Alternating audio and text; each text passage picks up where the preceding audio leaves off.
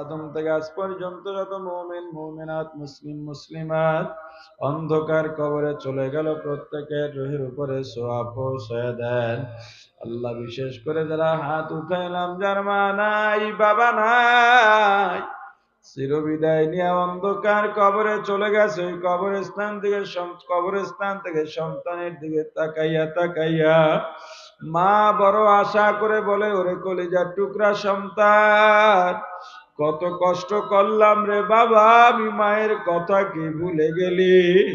ওরে বাবা, গভীর রাত কত আলেম সাদা দাড়িওয়ালা, কত হাফেজ, কত যুবক হাত উঠায়া মা বাবার জন্য কাঁদে, দোয়া করে। তুইও দোয়া কর রে বাবা।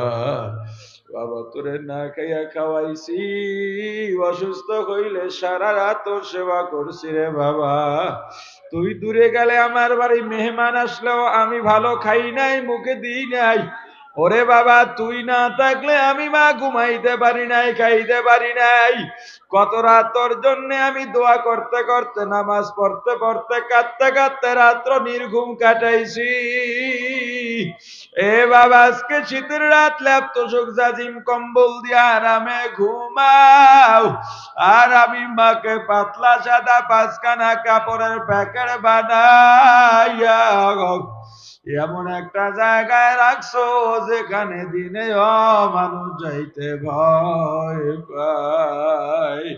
আমি মায়ের চেহারাটা যদি একবার তোর চোখের সামনে ভেসে ওঠে, একটু দোয়া কর রে বাবা।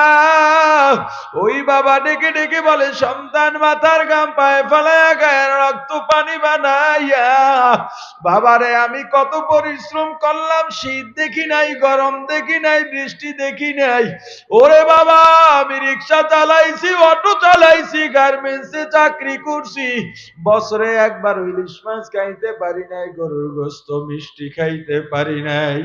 গার্মেন্টসের বেতন নিয়ে ঢুকছি, আজকে মিষ্টি কিনবো, তোর মাকে একটা দেবো, আমি একটা খাবো। এমন সময় তোর মায়ের ফোন, ও স্বামী সন্তান আসছে, মাদ্রাসার কিতাবের টাকা লাগবে। বাবা বিশ্বাস কর, আমি আর মিষ্টি কিনি নাই, গোস্ত কিনি নাই, টাকাটা দিয়ে দিছি তোর কিতাব কেনার জন্যে। ওরে বাবা, এত কষ্ট করে তোকে মানুষ বানাইলাম, আমার কামাই দিয়ে আজকে বিল্ডিং উঠাইয়া ঘুমাও। আজকে বৃষ্টির দিনে তোর বিল্ডিং এর ছাদের পানি, ঘরের চালের পানি গড়াইয়া গড়াইয়া আমি বাবার কবরে আসে খবর নেই।